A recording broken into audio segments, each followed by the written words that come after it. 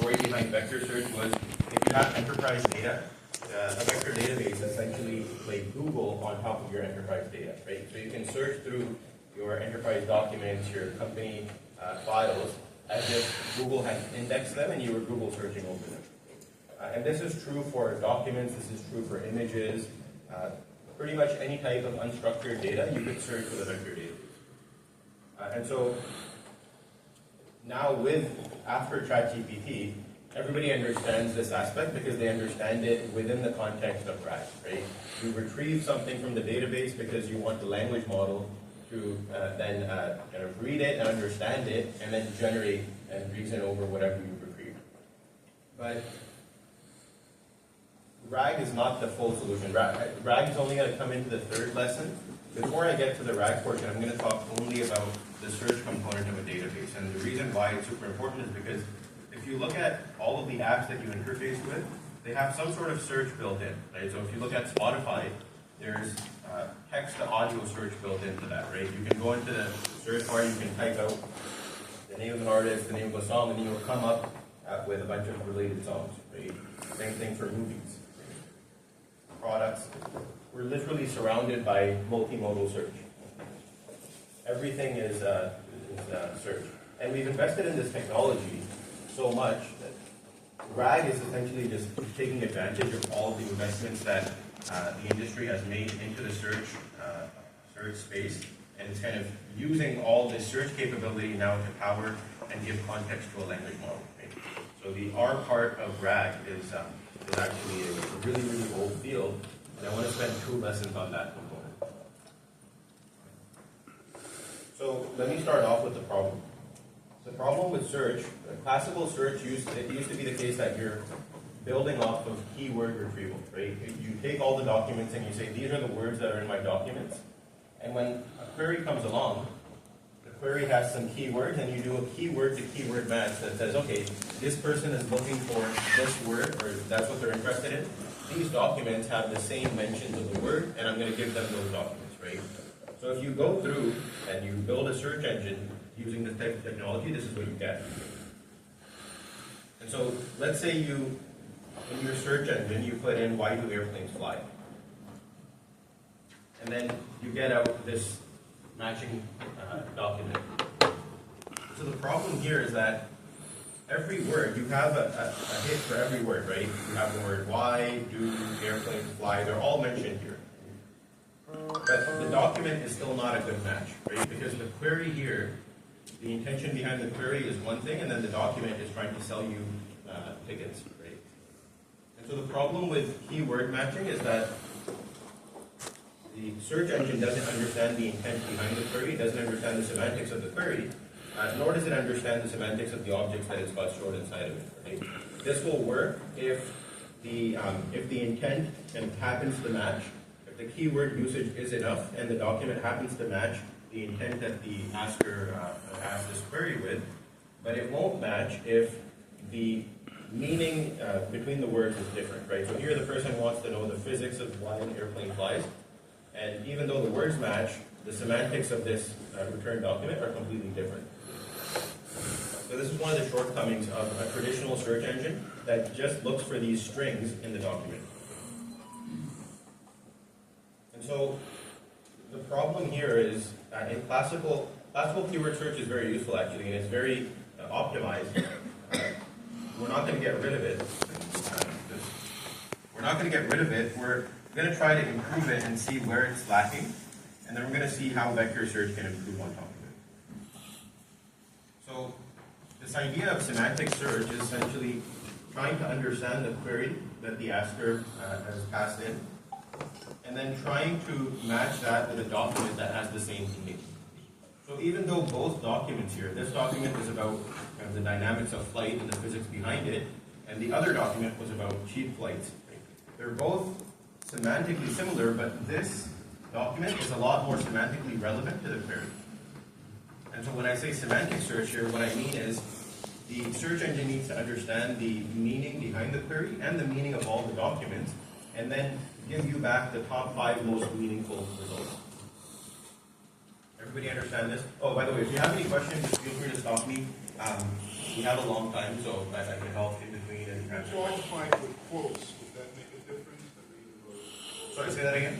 qualify why do airplanes fly within quotations? Is that, or if you sort of segmented and That would, so if you had a traditional keyword search engine, it wouldn't make a difference because all it would care about is matches between frequencies of words in the query and frequencies of those words in the document, right?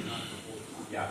And when you're talking about a semantic search engine, then it helps to be more explicit because then it makes it easier for this engine to understand the intent behind your query. You want to be, for the semantic search engine, you don't want to just pass in one word or two words because it's really difficult. If I search airplanes, then you can't really understand my intent behind that. I might be looking for tickets or I might be looking to understand the physics behind it. So it's useful to explain a little bit more when you're doing semantic search. But if your question is regarding traditional keyword search, putting it in quotes. Okay, so how does this actually work? How can you get the search engine to understand the intent behind the query and the documents? So this is what a lot of businesses are doing right now. A lot of traditional enterprise search engines, internal and external, are built on top of traditional search where you do string matching. And a lot of people are now looking at semantic search and they're trying to see how they can upgrade their internal systems with semantic search. Okay. Semantic search is actually pretty easy to understand. You don't really need a PhD to understand it. So let me go into how this works. So we're going to take any of our enterprise documents. These can be emails, these can be audio files, video files, images, and we're going to pass it through some machine learning model whose sole job it is to translate your data into some machine understandable version. And so these are vectors. And so every vector is just a group of numbers. So you can think of, and these are typically anywhere from 1,000 numbers to 4,000 numbers. One object gets turned into one vector, and one vector is about 1,000 to 4,000 numbers. And so if you take all of our documents, this document that our search engine returned to us, this is going to go through the machine learning model, and the machine learning model is going to spit out some vectors. Yes, exactly. And this is just a group of decimal point numbers, that's it.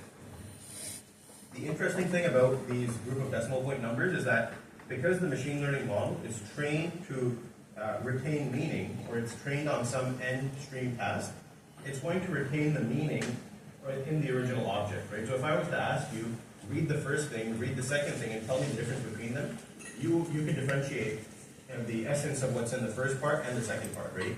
The machine learning model is trained to do something similar, except now, instead of letting it do what it was trained to do, kind of stop it in the middle and we say, show me the internal representations that you have for these objects.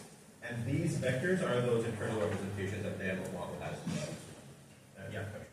Can you explain about the range, what you were talking about? Yeah, so it's actually how many numbers there are in this vector, right? So this is one number, two number, depending on the machine learning model and its architecture, a lot of people, a lot of the ones that are available in the market right now, capture meaning using 1,000 to 4,000 numbers. So the vector has 1,000 to 4,000 dimensions. You mean the objects and the words as the number two, right? No, so the words get turned into tokens and then they get fed into the model. But what the model is outputting are just a set of numbers, right? One vector is 1,000 dimensions, and each dimension is one number. So one vector is 1,000 dimensions, and each dimension captures one number. What are the keys of these? Like, what are those? What is the vector? What is that value you mean? So that's the interesting thing. There is no kind of traditionally when you build these indices, each one of these dimensions would have a meaning, right? Maybe it's the number of times a word is used, or the number of synonyms, or the number of verbs in an object. But because these models are neural networks and they're trained end to end to optimize some tasks, we don't really have a good understanding of what each or what individual dimensions mean. All we know is that because they're trained end to end, whatever this representation is, it is optimal for the machine learning model to solve this task. And in order to solve its task, it has to understand the meaning behind the object. right? So maybe the machine learning model was trained to differentiate between positive sentiment sentences and negative sentiment sentences, right? And in order to do that, it has to extract some features and then represent those features somewhere in this kind of blob of numbers, and then classify that blob of numbers later on. What this means is that if this model is really good, it can extract meaning from the objects and store it into numbers. And we're using this model's ability to translate objects that are human understandable to machine understandable formats, and we're using those machine understandable formats. That's basically. The 1,000 is hard and fast. Sorry, say that again? 1,000, the number 1,000, you said the 1,000 dimensions, right? No, that's not hard and fast. It depends on which model you use. Typically, they're anywhere from 700 to 4,000, but the model architectures will vary, right? So if you use something like SentenceVerb, it will be 768 numbers for every vector. If you use a model like OpenAI, it will be 1,000 dimensions or 1,500.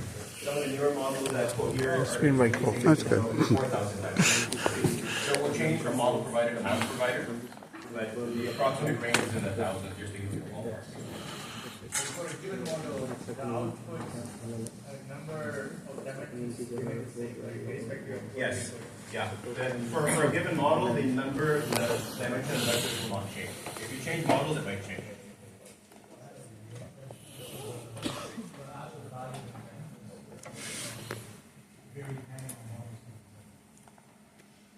The actual values in the vectors.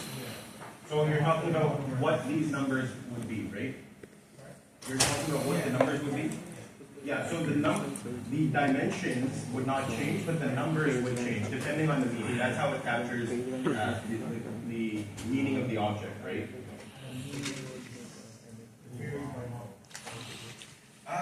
No, so the true meaning doesn't vary by model, right? Because I could show you the same object, and regardless of what model there was, the meaning would be the same, right? Because the meaning is kind of a true meaning. How the model captures that meaning could be different. How the numbers that it uses to capture that meaning could be different, but the meaning has to be the same, right? What this essentially means is that if you use one model to understand the meaning of one object, and you look at the vector, you can't then say, you know, I use this other model to understand the same meaning, but the numbers are very different. You can't compare vectors between models, because it's like comparing an object translated to German and then French. Those are two different languages. They might mean the same thing, but in the language of that particular model. Right? So in the vector language of that model, it means the same thing, but we can't compare numbers directly, because that would be comparing two things in different languages. I think there was, yeah. So you translate the words into word embeddings, and then there's a document of word embeddings into vector. Yeah, so that's a good way to think about it, but it doesn't actually work that way. But one way to think about it is you can take every word will turn into a vector, and then you could think of the group of words being some kind of aggregate of all of the word embeddings.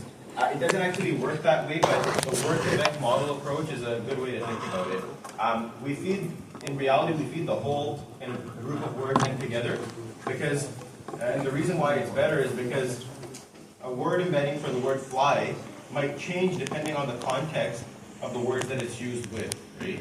If I use the word fly on the wall, the word fly means differently as opposed to use the airplane is flying, right? So because you feed in the whole chunk of text together, the word can learn from the context of the other word that it's used with. But a good way to think about it is these vectors are somewhat the aggregate of the vectors that individual words or tokens will generate.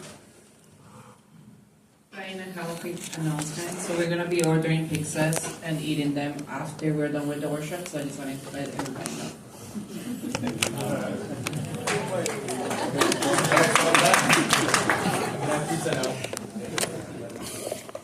All right, any questions about the vector embedding? So it seems like the trick is whatever the model is doing to create the embeddings, it has to have a feature set that is Yes, yeah. So whatever this model was trained to do, whether it was trained to predict, let's say you have a whole sentence here, maybe it was trained to predict a missing word in that sentence, right? It was trained to do like, you mask one word out, and then its job is to predict that word. In order to predict that word, it has to have a pretty good understanding of all of the other words, right? And in doing so, it captures the meaning of that of that sentence into some vector representation. And then instead of using it for what it was intended for, filling the words in, filling the blanks in, we say we're just going to use the internal representation because we know we've trained it to be a really good kind of fill-in-the-blank model, and therefore we know that it's extracted the meaning of these objects into vectors, and we're going to use these vectors for a different downstream task. One LLM is different because an LLM is trained to do next word prediction, and it takes in words and it outputs words. These models take in words and they're trained to do similar tasks, like predicting fill in the blanks, mass language modeling type of approaches, but these output vectors. Okay? So these go from text to vectors, whereas the LLM goes from text to text. It has an internal layer where it turns the text into vectors, but we don't stop there. We kind of continue it to get it to generate and turn the vectors back into text. Yeah. So if I run this and store it in your vector database, Yes. say a year ago, and there's 2 iterations of the model within OpenAI, and Yes. up to version 5 of the model, are they compatible, or do I have to run the whole set again? Yeah, so they are probably, I mean, it depends on what the difference is between the model, right? If the model is just a fine tune of the previous model, it might be okay because the vector language might not be that different. It might just be defining like a more nuanced language within that, defining concepts within the vector space. But if it's got 2 models that are trained completely differently, then you might not be able to use them, even though they are from OpenAI. How would I know that it's trained differently? Is that part of the documentation? Yeah, so they would have to tell you whether the model is a fine tune of the previous model or whether it's a completely different. Well, will they tell you that it's compatible to version 2, Yeah. but not version 1? Is that usually part Yeah, of the they could do documentation that. set? They would do that. So, for example, OpenAI's Ada 2 embedding model was trained in one way, and then they released a couple of other models. Their large and their small model recently, and they're not backwards compatible. So you have to re-index all of your data if you want to use those new models. Now, I don't know whether their small and large models are compatible. Probably not, because they have different dimensions. But if 2 models were compatible, i.e. one model is just a fine tune of another model, they would specify that and they would tell you that. Yeah. It's like a maximum and minimum, number of words for a text chunk. Yeah, that's a good question. It depends on the model. A lot of these models have a context length, similar to a language model where you can only dump in like 8,000 to 24,000, 100,000 words. A lot of these encoder models, these models that go from text to vectors, also have a maximum length, right? They can be anywhere from 500 to 1,000 to 8,000, 10,000. That also changes, but that's a similar property to language models that these models have. Thanks. How do you evaluate the embedding models? Sorry, how do you evaluate the embedding model? Yeah, so you evaluate them on information retrieval tasks. So for example, let's say you have a data set where you've got, let's use the medical use case. Let's say you've got 1,000 patients, and you know which patients are similar to other patients, right? And so let's say you have COVID patients, you have cancer patients. If you use one of those patients as a query, the success rate for the retrieval is measured by seeing how many of the other relevant patients from the knowledge base does it retrieve and give back to you. That's one way to think about it. How accurate is it in retrieving similar objects? Another way to evaluate it is if you have queries or questions, can it retrieve documents that have the answers in them? And then if it can retrieve 5 of the 10 relevant documents, then it has a recall of 50%. And you want that recall to be as high as possible. So they're judged based on how accurately they can allow you to retrieve relevant objects. And they will only be able to do that if they capture enough of the meaning in the objects on the left-hand side and the vectors in the right-hand side. Right? So this is kind of the overall objective is information retrieval, but to be good at that, you have to capture meaning in the vectors really well. All right, cool. So when you have all of your data indexed and turned into vectors, you get some sort of latent vector space that looks like this, where every object gets turned into a green dot over here. And because the vectors preserve meaning, the objects that are similar are clustered together in vector space, right? So similar words, the concept of animals is on the left-hand side, or your right-hand side, and the concept of food is on the left-hand side. And so similar objects are going to be clustered together.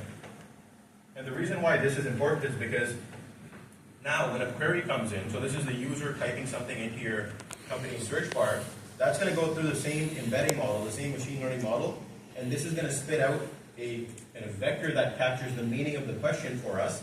So this goes back to the concept of understanding the intent or the semantics behind the objects as well as the question. So the question goes through the exact same pathway. It gets turned into a vector, and maybe that vector lives somewhere here, right, in this particular region. And so the green dots that are found in that region are good semantically matching objects that I've indexed into the database. And so this article might be that NASA article that explains the dynamics of airplane flight. And so that's what you retrieve and you send back out. And so this is how semantic search happens. We're using a model's understanding of our documents and our query to say what other vectors are close enough in meaning so that I should retrieve them and the user would be interested in. Yeah. Is it semantic search or similarity search or relevance? I would use those interchangeably. Semantic. So it's similar because its semantics are, semantically it means the same thing. I wouldn't differentiate between those. I don't know.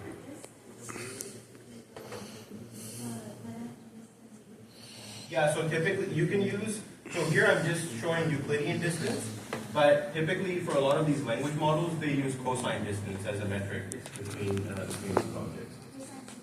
Yeah, cosine similarity, cosine distance.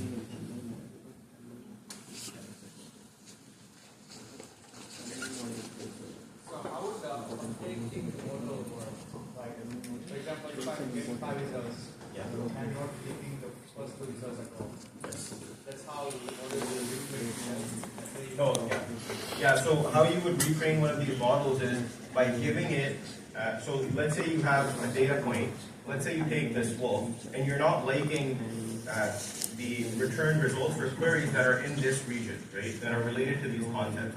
So what you would do is, you would create a data set where you tell the model, this is the object, and then here's a good positive example, so something that if the model retrieved you would be happy with, and then here is a negative example, something if the model retrieved you would not be happy with. Okay, so you have this triplet of the object that you're interested in, the query, the positive return result, which you would be happy with, and the negative return result, which you wouldn't be happy with, and then you pass that into the model and you learn the vector representations for these 3 things, and then you tell the model, I'll give you more points if you represent the vectors for the positive and the anchor closer together, and I'll give you more points if you represent the vectors for the anchor and the negative further apart. So what you're effectively doing is, wherever the model is undertrained or wherever the model doesn't know the difference between the things that are important for your use case, you're telling it, here's 1,000 examples of things that are similar and different, and I want you to know them. So now you train it into the model, and the next time a query comes in and it lands somewhere in that region of vector space, you would have trained that aspect into it. This is what happens when you start off with a general purpose model that was trained on kind of just generally available data, and then when you start using it for really specific kind of niche tasks, it doesn't know the difference between two different types of medications, let's say, right? It doesn't know the difference between a bacteria and a virus because it was never trained, or it doesn't know the difference between a medication that targets a bacteria or a virus until you give it those examples that are positives and negatives, and then it learns. It's almost like you're giving it more nuance on a certain part of the vector space to differentiate between concepts that, if you look from far enough out, they all look similar, but if you train it, then now it can differentiate. No, that's not reinforcement. So so if you're interested, it's called contrastive fine-tuning because you're getting it to contrast between positive and negative examples and push and pull examples. Yeah. But how do we determine the anchors? Like, is it based on those would be the queries that your model is underperforming on, right? So if there's a query that comes in with regards to airplanes flying and you're always getting the wrong thing out, then you would say, okay, I'm going to create a whole data set where the anchors are similar to the queries that in production are not working well. So the anchor could be a lot of the queries that you're underperforming in production, and you can create a data set around it where you could, what a lot of people are doing now are they take the anchor queries and they ask the language model to give you a positive document and then a negative document, and then they turn that into a large training set, and then they fine tune the model with it.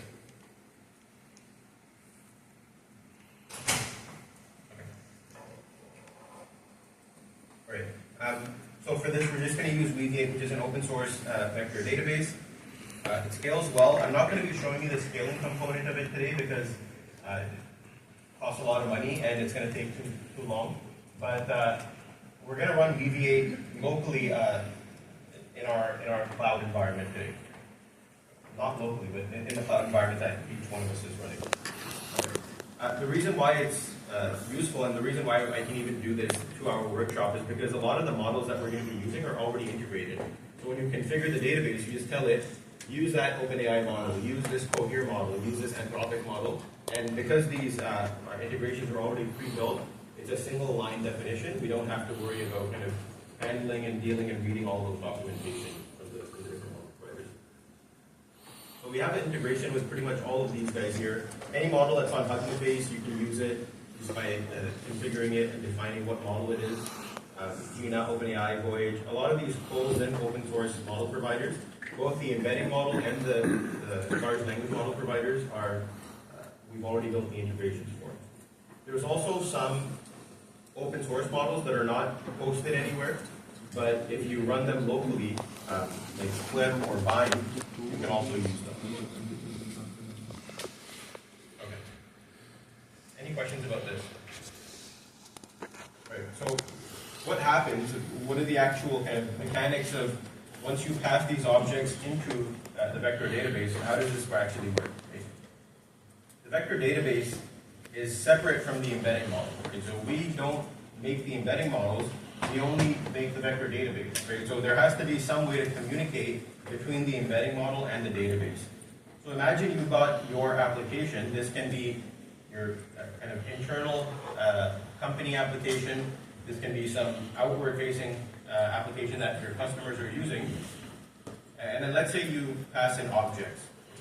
So let's say a lot of people are trying to build like internal training chatbots where if a new employee is hired, how do you teach them what's allowed, what's not allowed? How do you give them access to the knowledge base rather than kind of getting on one-on-one calls and asking more senior engineers?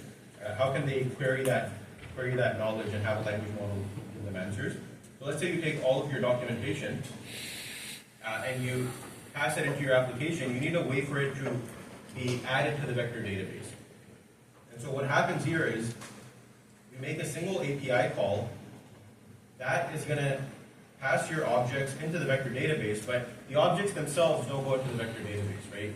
The objects need to be turned into vectors, and then the object, the original object, and the vector can kind of coexist in the vector DB. So what's going to happen here is when you make that call to Weaviate, Weaviate is going to say, okay, I have the objects, but I don't have the vectors right now. It's going to make a call to the embedding model. How does Weaviate know what the embedding model is? Any thoughts on that? You configure it. You tell Yeah, exactly. So when you set this up, when you set up Weaviate, you have to configure which embedding model it's going to call, right? So when you give us the objects, you've configured which embedding model to hit, whether that's running locally, whether that's your own API, or whether that's OpenAI or Cohere or whatever. We're going to make another API call, and we're going to send all of your documents to that embedding model provider. That embedding model provider is going to do either one-by-one kind of vectorization or a batch vectorization. Going to turn all of the objects into vectors, and they're going to come back into the database. And so this is super important because this workflow kind of defines what types of searches you can do. Because Weaviate now has both the original objects and the vectors, that'll enable a whole new kind of type of search for us. And so now these vectors and the objects can now live in the vector database. If you, yeah, that's a good. That's a planted question. So getting to updates, if you want to update the same objects, you go in here and you can send it to the database. Those go in here, the updated vectors come in and they get updated. Right? And so deletes, updates, and new objects work in exactly the same way. The only difference is because every object has a unique identifier that the vector database uses to identify it, if you're updating a pre-existing object, the new vector will take the place of the old vector, right? If it's a completely new object, i.e. the unique identifier doesn't exist, then it's just going to use that new vector and it's going to create a place for that vector in the index.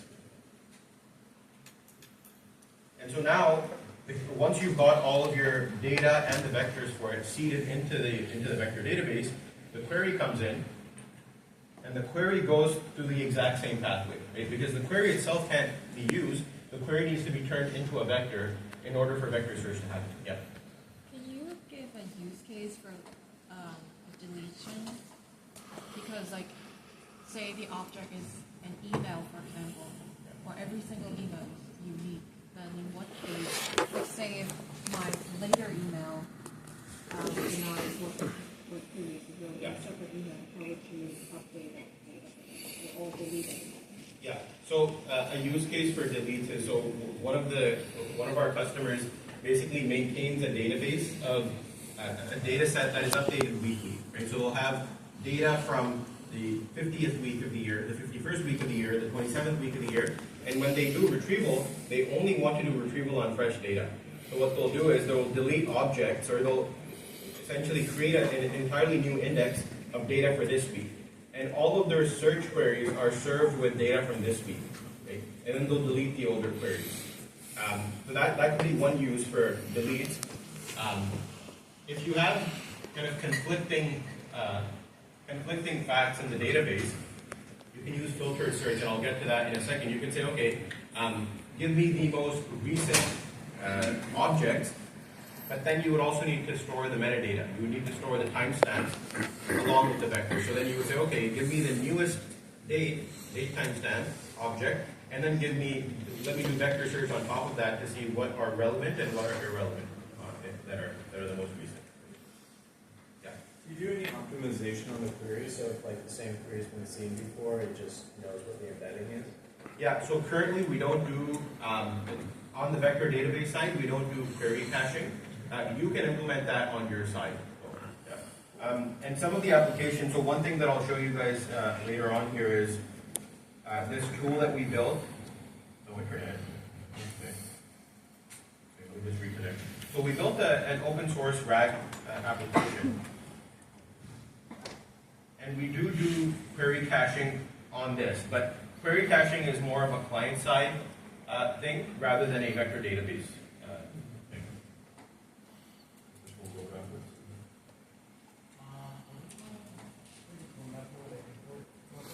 Yeah.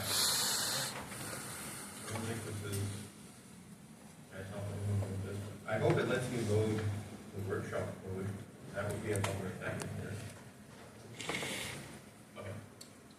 Yeah, so let me quickly go over the import process. So, in your application, you've kind of configured Mediate, so you're going to take all of your objects, whether that's one text document at a time, or maybe one object is one paragraph within a text document. Okay? Yeah, you set that up. So you set up the chunking, you set up all of that, and then you go in, those individual objects, go to the vector database through an API call, and the database knows that it can't just operate on the objects by themselves, right? Side point, it can just operate on the objects, but that's not what a vector database is for. If you're using a vector database without the vectors, then you're doing something wrong. There's other technologies that are optimized for that. When you're using a vector database, you probably want to use the vector portion. So what it's going to do is, if you've got a vectorizer configured, it's going to make an external call to that vectorizer. If you don't have a vectorizer configured, it'll just take your data as is, and it'll allow you to do like keyword searches on top of it. But if you do have a vectorizer configured, it'll automatically make this call, which will give you the vectors that are connected to each one of those objects, and then it'll store both of those together.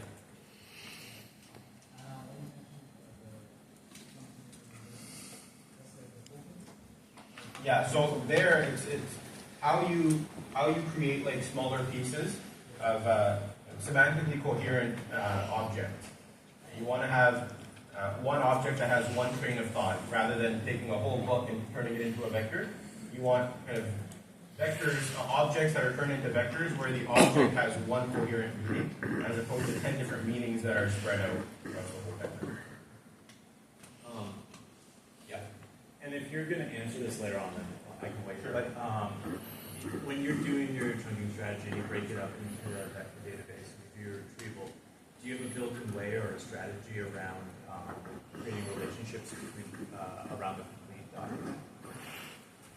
So that's not on the vector database side, and I have a workshop next week that goes into kind of advanced chunking, where you could build that in. You could say, here's a whole document, and then here are paragraphs within the document, and then here are sentences within the paragraphs, right? So you could say, this is one document, and then there are 5 paragraphs within that document, and there are 20 sentences within those paragraphs, right?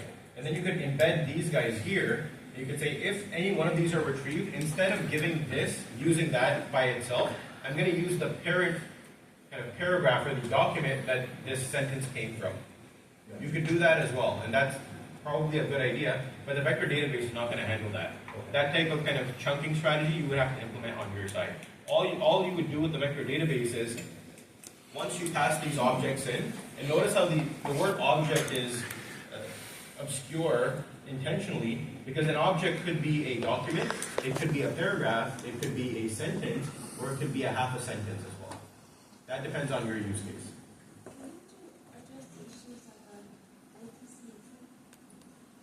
Yeah, so I'll get to that in a second. Yeah.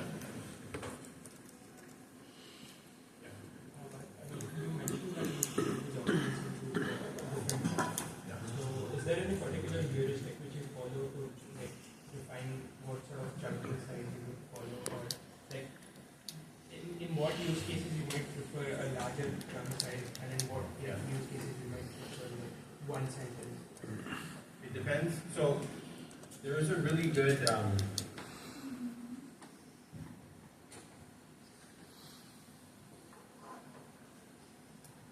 so if you look at this paper, they answer this question specifically. They look at a bunch of benchmarks and they say, okay, for which benchmarks should you do sentence by sentence retrieval versus passage by passage retrieval or document by document retrieval. And then they found, they tell you, like, if you're trying to do code retrieval, if you're trying to do math, you want to chunk on this level. It changes from data set to data set and application to application. I don't think there's one fixed answer. You would have to take your data set and then try different strategies and see whatever works better. What's this document? This is just the paper. I'll drop it in the...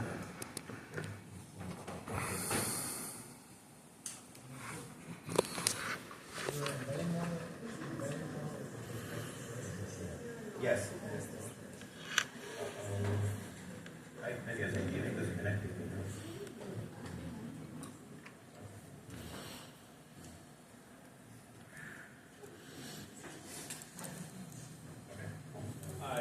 You just were in the New York. In mine it says NYC. Am I? Oh, is it a different channel? I don't know. I just see New York. It's found in it's just found in sorry. What? It's found. This is on this right.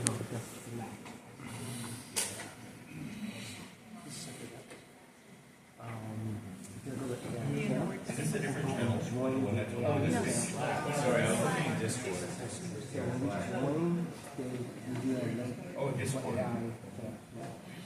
Gotcha. I'll just use this. This is just the AI Camp New York Slack channel. I'm not sure, I got email. Yeah, this is AI Camp New York. It's just this guy here.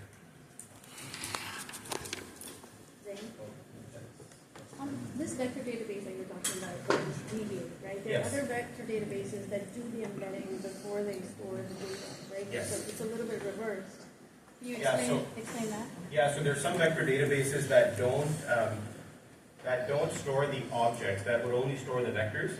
And so in that case, what you would have to do is you would come to the vector database with your data pre-vectorized.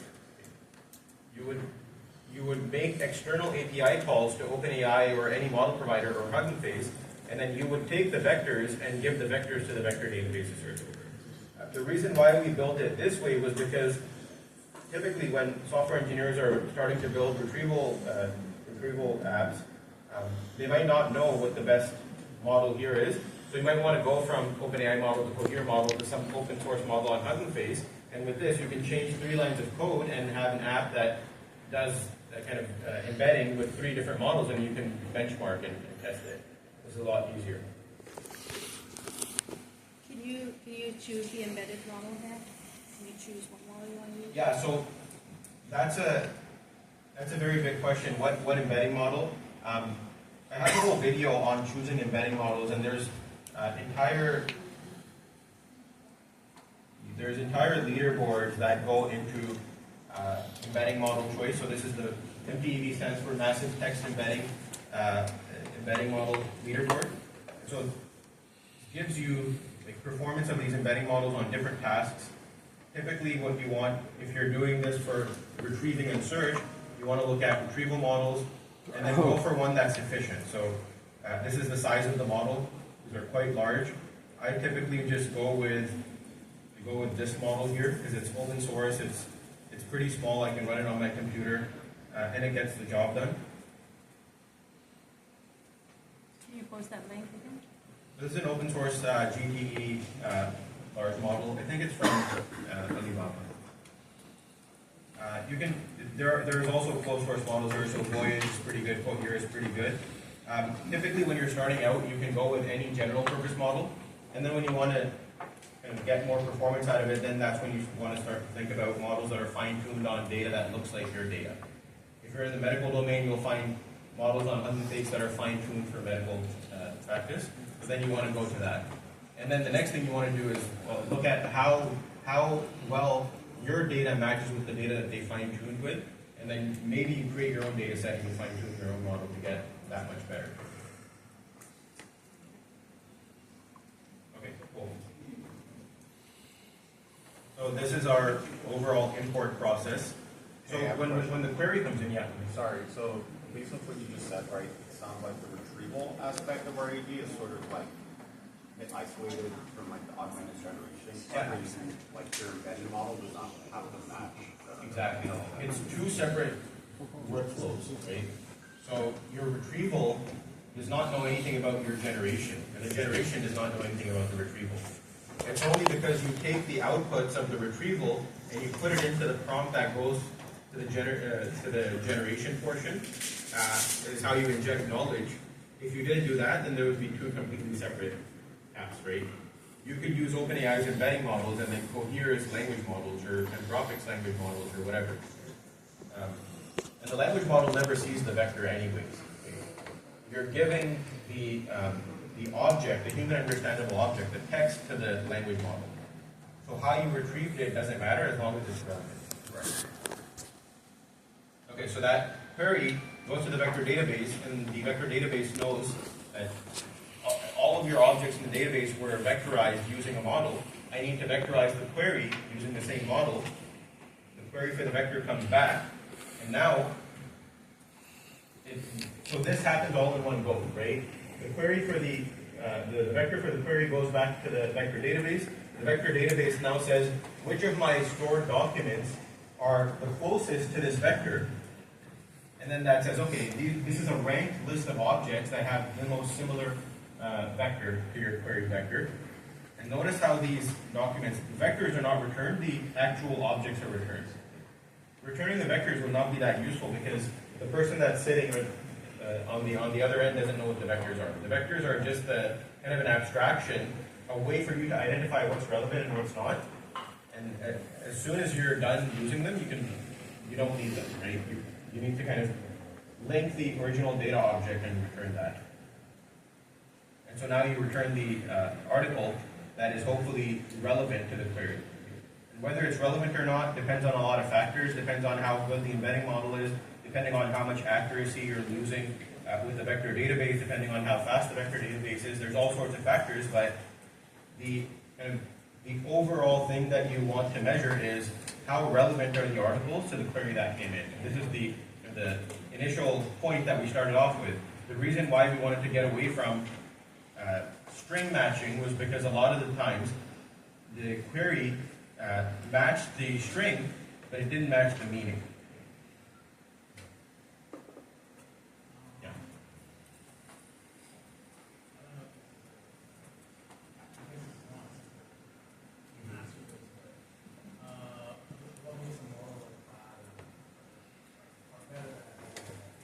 Yeah. I mean, yeah, so I think that's a complicated question, but there's also a very simple answer, right? It doesn't matter what data the model was trained on. It doesn't matter if it was trained on a billion-dollar compute cluster or not. All that matters at the end of the day is how well it works on your data set, right? If you're an e-commerce platform and some guy is surfing on your platform and they're searching for a t-shirt and you're showing them basketballs and colognes and things, I don't care if this is like a billion-dollar model, the recommendations, the things that are being retrieved are completely irrelevant, right? So at the end of the day, that's all that matters. So like, on these leaderboards, you'll find models that are the best on the leaderboard, but that doesn't mean you should use them, right? That's why you should create your own data set, your own eval pipeline that kind of gives you an approximation of how well the model works in your production environment, on your data for your customers. Okay?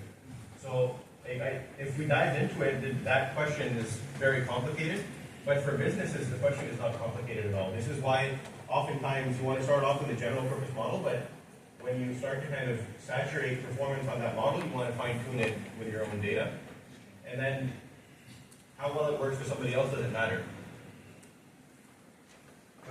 How good a model is completely captured by how relevant the retrieved results are for your customers.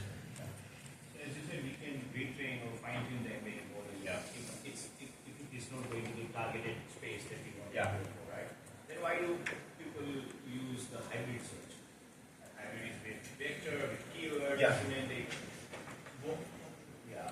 Yeah, because, so hybrid search is good because sometimes the words might not have any meaning, right? So for example, I flew in today from Toronto to New York, and my flight was AA43 something something, right? If I tell you that flight number, it has no semantic meaning, right? If you wanted to know when that flight was, you would just do an exact keyword match. There's a lot of concepts in these fields where they don't really have a meaning, their meaning is for you to go and match and then extract the information and use that information, right? So vector search is good, but there's applications where if I give you like the name of a medicine or the code of a flight or a taxi cab number, there's no semantics behind it. It might just be for you to do like an indexing matching and then retrieve the information. This is why, and this is pretty relevant in a lot of fields, which is why the pure vector search is not always, often not the answer, so you want something in between. Okay?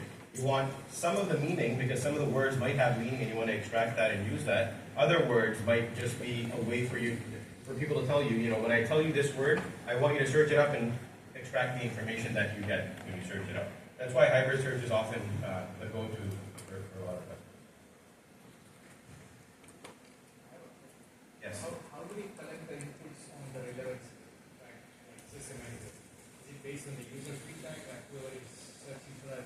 Yeah, I mean, when you can start off with data sets. So there's a whole BEIR benchmark, information retrieval benchmark, BEIR, where there's data sets from multiple different fields, right? Scientific documents, financial documents, and those are already benchmarked and they tell you what the ground truth is. If the query has to do with the NASDAQ or some particular stock there, the returned objects in that data set, they give you a ranked list of those ground truth objects.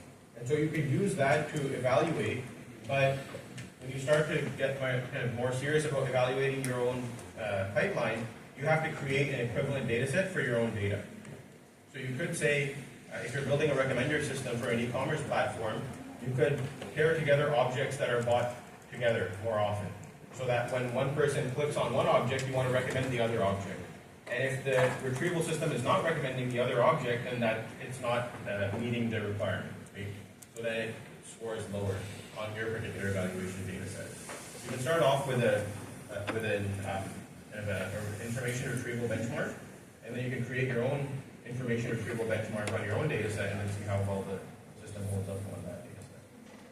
But at some point, ultimately, we need some inputs or signals from the user, right? If we are giving the pairs to the customers and if they are not end up buying it, then Yeah, I mean, it's not a for the e-commerce one, yes. Eventually, the customer-driven data will be the best. But there's other fields where if I have a data set of medical literature, I can get a doctor or a postdoc or someone to sit there and say, okay, if this is the query, I want you to read through 1,000 of these things and tell me what the 5 most relevant are, right? And if they give you a label of input and these are the retrieved objects that are ground truth, then that can make your data set. And you do that 1,000 times over for 1,000 queries, and then you calculate your performance on that benchmark data set, and that will work well. All right. So the actual running of the query looks something like this. So you get some collection. Here we call it articles, and we're going to create this in a second just to show you how it works as well. You create the collection, and then you get a kind of an instance to it, a pointer to it, and then you can query it, right? So when you query it, you want to do a near text query. Near text query is the vector search query. We call it near text because we specify what the input multimedia is. So here the input multimedia is text. So we pass in the query and we say limit 2, so we're going to get the 2 most relevant things, most similar to that query. And so once this query fires off, this string animals and movies is going to go to the embedding model. You get a vector for that. Then you get the 2 closest objects to that query vector are going to be returned to you, and you're going to see that. You can also add filters. So this is a really powerful technique where, like that question around hybrid search, vector search is quite powerful, but it might not always capture the semantics that you want to retrieve. So you can also say, here's a qualifying property that I want to be true for all of the objects that you return to me. And then if that property is true, then go ahead and give me the most semantically similar objects. And so here you can apply a filter, and what happens is the filter is applied, and it doesn't matter how semantically relevant something is. If it doesn't match the filter, it's not going to come back. So you can think of this as if you're building an app and you do some sort of search for restaurants, and I'm interested in Chinese restaurants, but let's say I'm staying near Times Square out in New York, and I have a really good Chinese restaurant somewhere in Toronto, and it exactly matches what I want. It's not going to meet the filter, so it won't be returned. Right? So you can do some sort of geographic filter based on the latitudes and longitudes of where I'm querying from and where the restaurant is. And then because that restaurant falls outside the radius of my filter, it doesn't matter how well it matches the vector search, it's not going to be returned. So the filter is a way for you to kind of give direction and qualify what is relevant and what is not relevant, even when the writing or when the object is a good semantic match. So you can think of this as a kind of a hybrid between SQL filtering along with vector search. And so you can have as many filters as you want, and this is one of the reasons why when you're adding and indexing data into the database, the object is important, the vector is important, but then as much metadata as possible is also important, because then you might be able to use that metadata to filter and qualify your searches later on. Yeah. Regarding that, in the geo data, is this going to be part of the vector database data set as a property added to the same kind of like object vector / metadata? Is it like JSON type of data just attached to this that you can filter on, or how? Yeah, exactly. How would Exactly. you connect? So when you add the object, you could say, okay, take the description. Let's say you have a restaurant. The description of the restaurant is the vectorizable component, and then I have the location, the latitude and longitude. That's not going to inform the vector at all, but that's just going to be a separate property that I can filter on later. So you can have as many properties as you want. You specify in the vectorizer which of these you want to vectorize. You can vectorize multiple, and it will just combine them, concatenate them, and then give it to the vectorizer. And the vector will then be informed by all of the concatenated properties. But all of the other properties that you don't specify in the vectorizer, they will just live by themselves, and you can use them to now as a part of your filtering technique.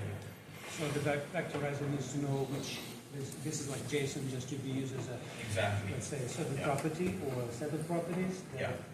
which you don't need to vectorize but need Exactly. to translate. Exactly. So when you pass in those objects that I showed earlier, those objects can be kind of structured and unstructured. It could be a whole JSON. And then in the configuration, you don't just tell it here, use OpenAI's embedding model. You tell it, use OpenAI's embedding model on property 1, 7, and 10. It's going to take properties 1, 7, and 10, concatenate them, and then give it to the OpenAI endpoint. All of the other properties are not going to be vectorized. They're just going to be indexed. But still be used as a filter. Exactly. You can use them as a filter, and that's what you want to do.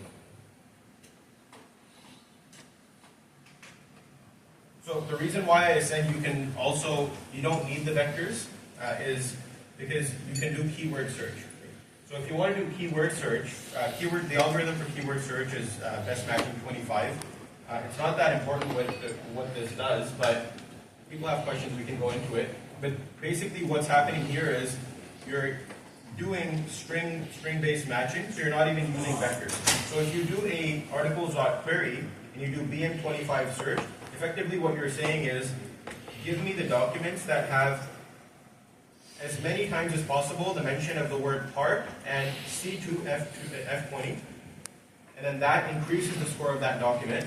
And the more rare this word is, the less this is mentioned across documents, the higher its score will be in those documents. Okay? So if you're aware of TF-IDF vectors, BM25 is kind of an iteration, a modification of TF-IDF. It just scores documents based on how many times they repeat words in the query and how rare those words overall are. And so here, there's no vectors at all. All it does is break down the query into tokens. You can just think of it as words, but it actually operates on tokens. And then it searches for those tokens in your document. So it has this inverted index of documents to keywords, and then it returns to you and scores the documents based on how often these words are used in those documents. And so because Weaviate stores both the vectors and the actual object, you can do only keyword search, only vector search, or you can do a hybrid of both. So if instead of doing near text or BM25, if you say query.hybrid, now what it's going to do is it's going to perform both vector search, so it's going to vectorize this query, and it's going to give you which vectors live in the neighborhood of this query vector.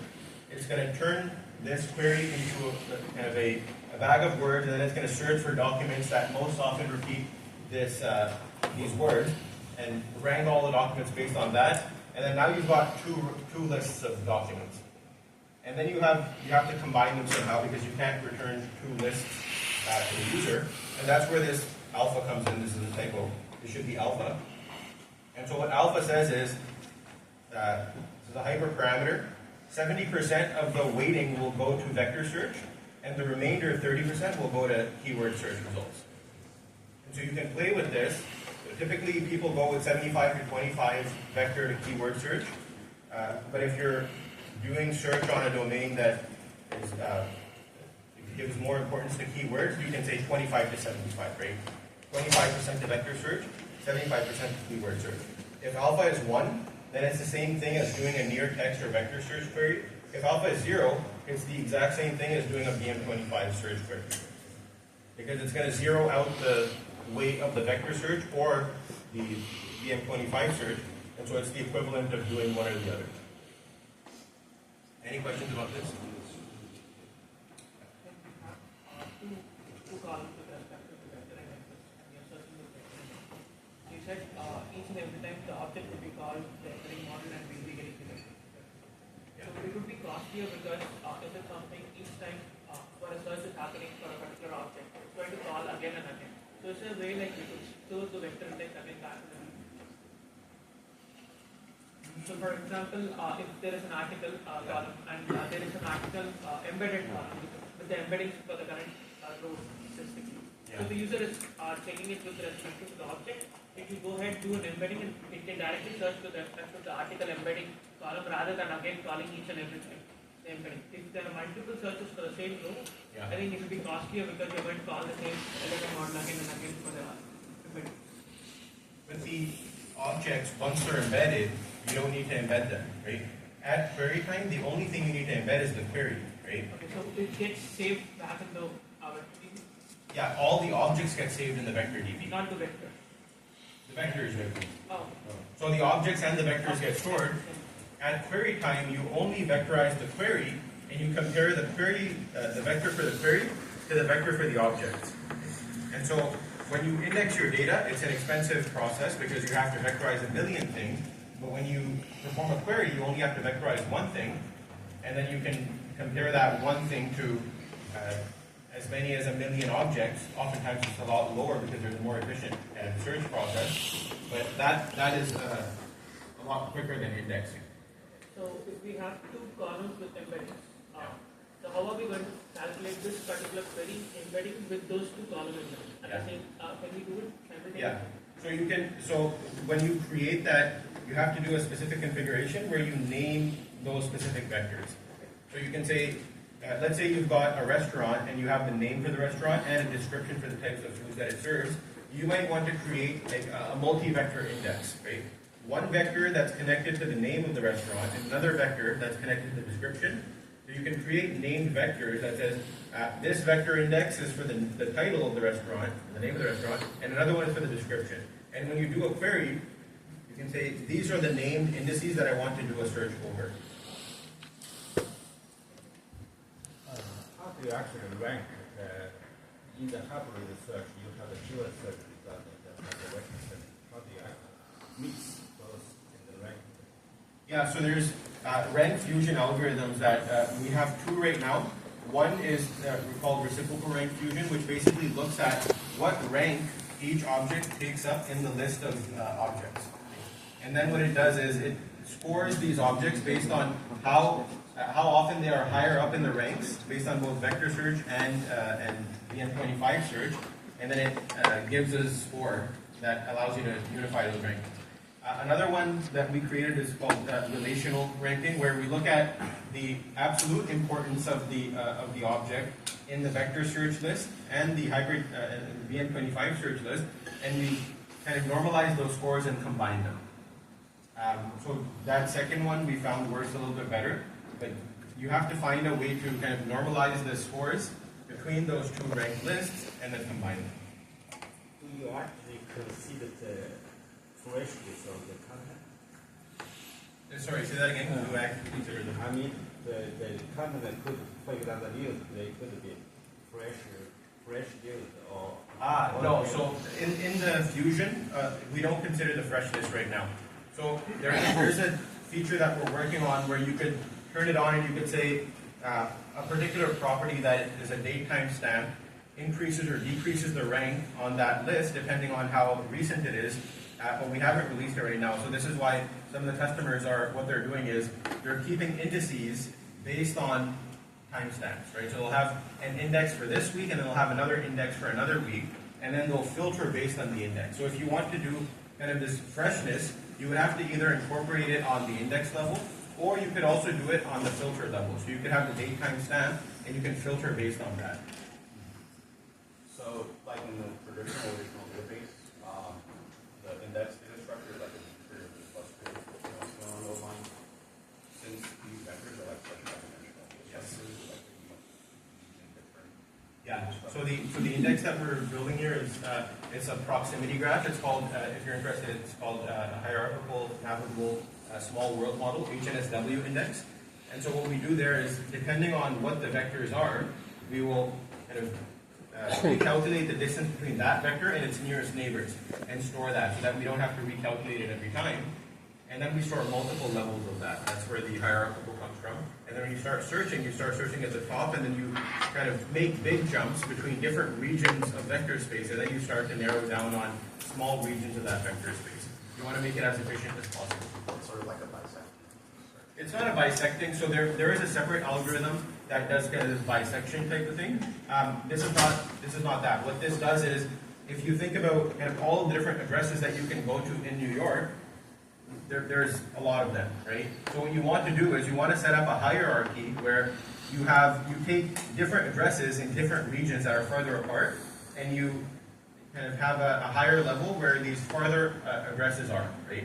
And then you take even less, and you want representation from all the different boroughs in that, and you make an even higher level. And now you say, when I want to do a search, is the address that I'm interested in, is it in Manhattan? Is it in Brooklyn? Where is it, right? So you find the borough first.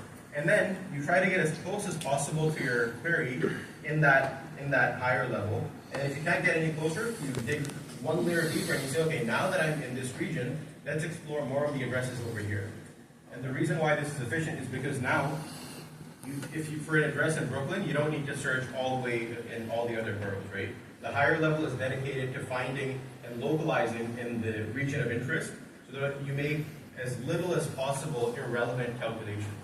Do you have an example how you would show this in the near text? How would the query look like when you have this multi-level hierarchy? So actually, the output, you don't even see this in the output, because what happens is this search happens from top to bottom, and what you get out is whatever the closest objects were at the end. So you see the final result, you don't see like the whole tracing. It's all about configuration, how you configure the Exactly. You configure how many nearest neighbors you want it to store in terms of the proximity graph, how many layers you want there to be. So you configure all of that. Oftentimes you don't even have to configure that. You can keep the default and it'll work okay. You'll get some performance boost out of configuring it and running your own benchmarks, but oftentimes people just take our default values and run with those and it's okay. Not related to NSJ's battle. In terms of hybrid search, was there any comparison with Lambda ranks or Iota rank in comparison for ranking results out of initial, let's say, comparison with Elasticsearch? So I don't think there are comparisons between Weaviate and Elasticsearch. Nothing that I've come across. So. In terms of rank, more advanced one, Iota rank or Lambda rank? No, we haven't compared that. So the only thing we compared was we were using reciprocal rank fusion, and then this relative fusion algorithm, it turned out to be better, so we're now just using that. We haven't compared different rank fusion algorithms. Okay. Let's get to the coding portion. I'm disconnected from the internet, so let me connect again. It's kind of the moment of truth. I get to find out if the code will run or not, if I can call the OpenAI endpoint. Let's see. Fingers crossed. Okay, so if you go to this repo, what we're going to do is go here. If you go to code, you're going to go down here, and then if you go to code spaces, just to create a code space, and this is going to launch a environment for you. So just, again, slowly, make sure that you're on the FS Workshop branch. Go to code, and you'll start off here. Go to the right, go to code spaces, and you want to launch a code space. And that will launch an IDE over here, and then we have a terminal, and then we'll run it, and we'll start to go about it. So anybody that's following along on their laptops, you should just be able to do that. Yes, so it's on, it's over here. I pulled up the Slack QR code. Oh yeah, so for people that don't have it. access to the Slack,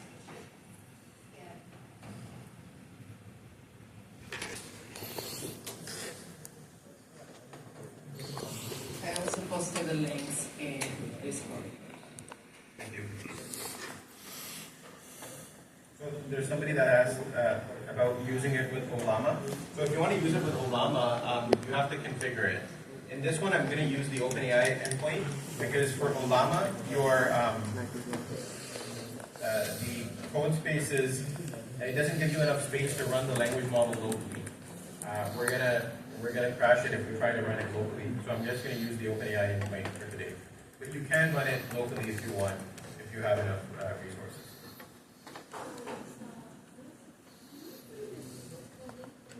Yeah, so here, if you go to this, and if you scroll up, there's, here, So you these are first the... find your Europe channel, and then once you get into Europe channel, you can look into it. Yeah. And then you download it, Yeah, so you can just click on that link. Once you click on that link, you're going to need to log into your GitHub account. And then When you click on that, you'll see the code spaces option here. Okay? And then when you click on create code space, it'll launch another browser window like this. And then we're just waiting for this to get up and running, which is